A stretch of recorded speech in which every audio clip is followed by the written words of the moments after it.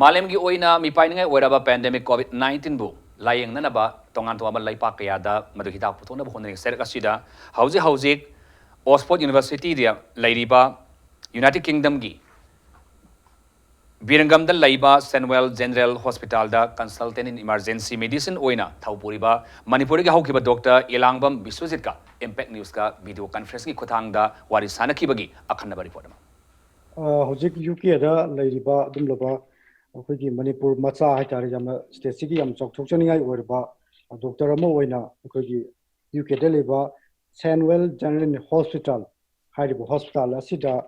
akhoi consultant in emergency medicine oina thau bubiriba dumlaba lamdam sigi yamna chok chok chani ngai orba doctor Langbam Biswajit ka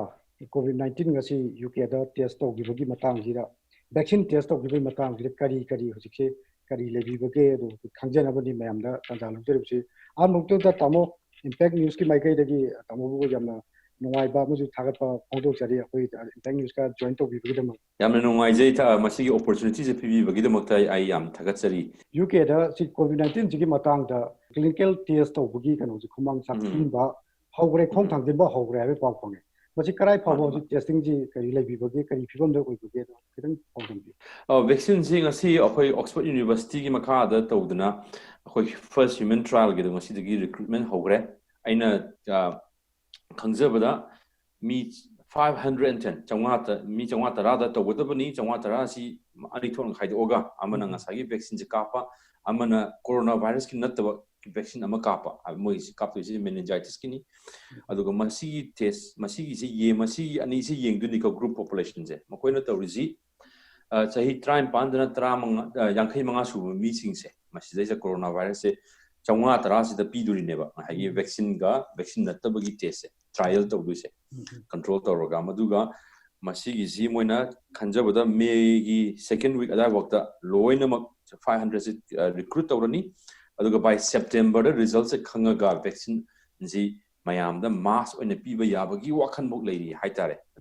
तमंगा C vaccine J test होगी बसी vaccine J करम्बा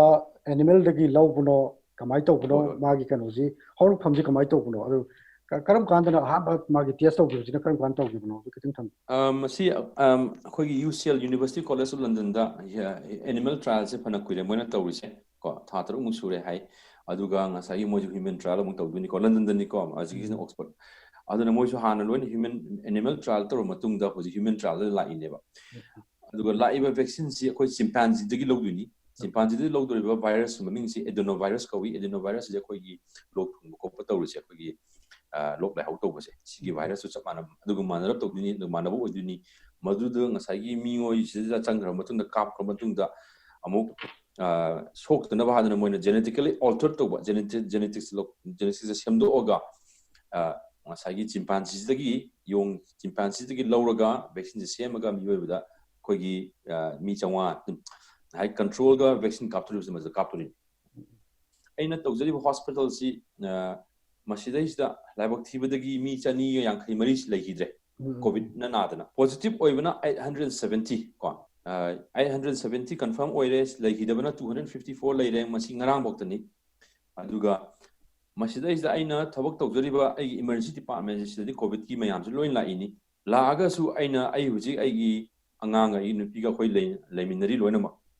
Tauridosi Aina Karigumo COVID features and Haksang Sagar Copa self isolation to do never. Masibok tawdri matundadi ai akhoi lekai sida karida mayam du leminari hoi wari sanab kan social distancing lerga wari sanari imunga anganga ju like tamina dana sak samin no lei haijari ba wari di mayam da pakhat piganu hospital thabak tawre haiduna mi si coronavirus nare haba leite naraga su 80% di machan kitang semi faduni fatri di 5% katani 5% ayam akhoi uriba leihidriba yam critical oiba singsidi akhoi mayamna section na leibidaba self isolation the video di kogi diabetes naba masa noiba blood pressure wangba sahi humbu manga hinba mayam se sida ne akoi section na lege dabs ne thamjage adu atai da di nasai gi doctor da nurse da di radiographer da cleaner da mayam si moi di coronavirus yelabani habe wakan se masi thadu piyo na thamjage okay tamun thaga tari aroi boina sumla ba ki da yamna pandemic or ba sum balaina sigi matang da impact ka share to duna ꯑꯗꯨ ꯍꯥꯏꯔꯤꯕ ꯚꯦꯛꯁꯤꯟꯁꯤ ꯄꯨꯊꯣꯔꯛꯅꯕꯒꯤ ꯑꯗꯨꯝꯂꯕ ꯌꯥꯝꯅ Oxford ꯌꯨꯅꯤꯚꯔꯁꯤꯇꯤꯅꯆꯤꯡꯕ ꯆꯥꯎꯈꯠꯂꯕ ꯂꯩꯕꯥꯛꯁꯤꯡꯒꯤ ꯌꯨꯅꯤꯚꯔꯁꯤꯇꯤꯁꯤꯡꯅ ꯆꯪꯁꯤꯜꯂꯤꯕ ꯈꯣꯡꯊꯥꯡꯗ ꯇꯥꯃꯣꯅ share ꯇꯧꯕꯤꯕ ꯏꯄꯦ ꯅ꯭ꯌꯨꯁꯇ ꯃꯅꯤꯄꯨꯔ ꯃꯤꯌꯥꯝꯗ ꯈꯪꯍꯟꯕꯤꯕꯒꯤꯗꯃꯛꯇ ꯇꯥꯃꯣꯕꯨ ꯑꯃꯨꯛ ꯍꯟꯅ ꯊꯥꯒꯠꯆꯔꯤ ꯂꯣꯏꯅꯅ ꯃꯈꯥ ꯇꯥꯕ ꯑꯩꯈꯣꯏꯒꯤ COVID-19ꯒꯤ ꯑꯞꯗꯦꯠꯁꯤꯡ ꯇꯥꯃꯣꯗ ꯂꯧꯖꯔꯛꯀꯦ ꯍꯥꯏꯕꯁꯤꯒ ꯂꯣꯏꯅꯅ ꯉꯁꯤꯒꯤꯗꯤ ꯇꯥꯃꯣꯕꯨ ꯑꯃꯨꯛ ꯍꯟꯅ ꯊꯥꯒꯠꯆꯔꯤ ꯌꯥꯝ ꯅꯨꯡꯉꯥꯏꯖꯩ ꯊꯦꯡꯛ ꯌꯨ